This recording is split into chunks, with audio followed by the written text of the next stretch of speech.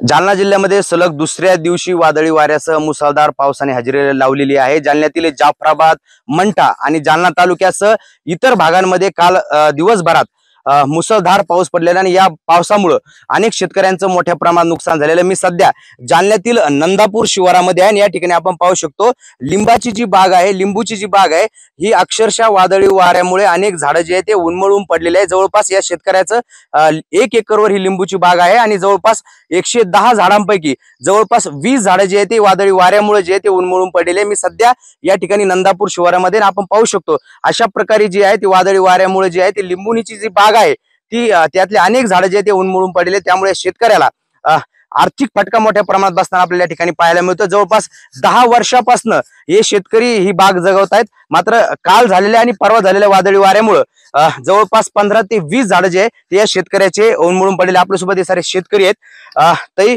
कशामुळे झाडं उन्मळून पडले? सर, हे झाड खूपच वारा होता त्यामुळे पूर्ण असे 10-20 झाडं उलथून पडलेत आणि आम्ही 5 वर्षा अगोदर खूप मेहनत कष्ट घेतले आणि आता कुठं थोडाफार माल मिळायचा ते वाऱ्या नाही आहे। असं आता काय काय नुकसान झाले? फळ होतेत का झाडाला?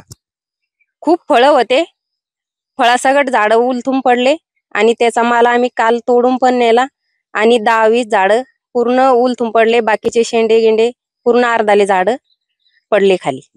अजून काही शेतकरी दादा नेमकी कधी लागवड केलेली होती? किती वर्ष? 2012 मध्ये लावणी झालेली आहे। मधात पाणी नव्हतं तर इकत पाणी घेऊन जतन केली आहे, पण आता तोंडी घास आला तर निसर्गामुळे चट काल नुकसान झाली। 20-25 झाडं असे उपटूनच गेलेली आहे, पण आता याचं काय होणार आहे? शासन काही ध्यान करीत नाही शेतकऱ्याकडे, तर मग त्याचा करता पुन्हा शिडनेट गावातले 4-5 गेलेले, सट कपडे सुद्धा गेलेले। सुनील पुंजरा मोबाईलचं एक गेलं, पांडुरंग कुरधनी त्यांचं पण एक शिडनेट गेलं, ऋषीभाऊचं पण गेलेलं आहे आमच्या नंदापूरचे। तर असं वारं होतं, माझे ढोरावरचे पत्र सुद्धा उडून गेलेले। तर काही हानीगिनी काही झाली नाही, पण नुकसान झाली आमची शेतकऱ्याची। पत्र गेले आणि जनावर बिन बांधायची व्यवस्था नाही राहिली एक दिवस, म्हणजे फुल म्हणजे असं भेवच वाटत लगे। हे लक्ष्मी लेकर तर गायबर आम्ही राहतो शेतामध्ये, पत्राचे घर आहे, शिड आहे, त्याच्यामुळं आपलं चालू। पण आता हे तोंडी घास आलेला, आता याचं काय?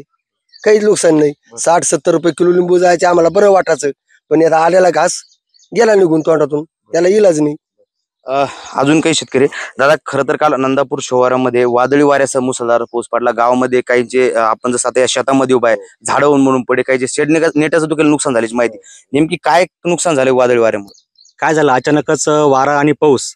खरं तर शेतकऱ्यांना पावसाची गरज आहेच, पाऊस पाहिजे, परंतु पावसासोबत जे वाऱ्याचा जो प्रभाव होता, खूप जास्त फास्ट वारं होतं, त्यामुळे नुकसान झालं की घरावरचे बऱ्याच जणांचे पत्र उडाले, शेतामध्ये नुकसान झाले। जे बरेच आमचे गावकरी नंदापूर गावामध्ये म्हणजे 70% शेतकरी शेतामध्ये राहतात आणि शेतामध्ये राहत असल्यामुळं सरांचे नाजूक घर आहेत, घरावरचे पत्र उडून गेले, काहीच्या भिंती पडल्या, झाडं कोलमडले, भरपूर प्रमाणात शेडनेटचे नुकसान झाले, काहींच्या बागा आंब्याच्या बागा उपटल्या, भरपूर नुकसान झालेलं आहे।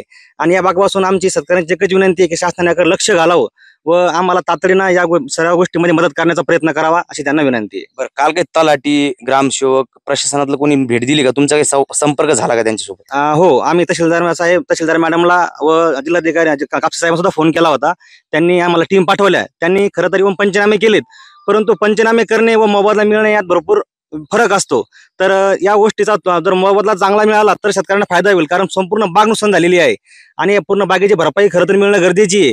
त्यामुळं फक्त पंचनामे करून तर नाही, परंतु थेट भरपाई यांना देण्यात यावी अशी शेतकऱ्यांमार्फत मागणी होत आहे। नक्कीच आपण सध्या नंदापूर शहरामध्ये आणि काल जालना जिल्ह्यामध्ये सलग दुसऱ्या दिवशी वादळी वाऱ्यासह मुसळधार पाऊस पडला।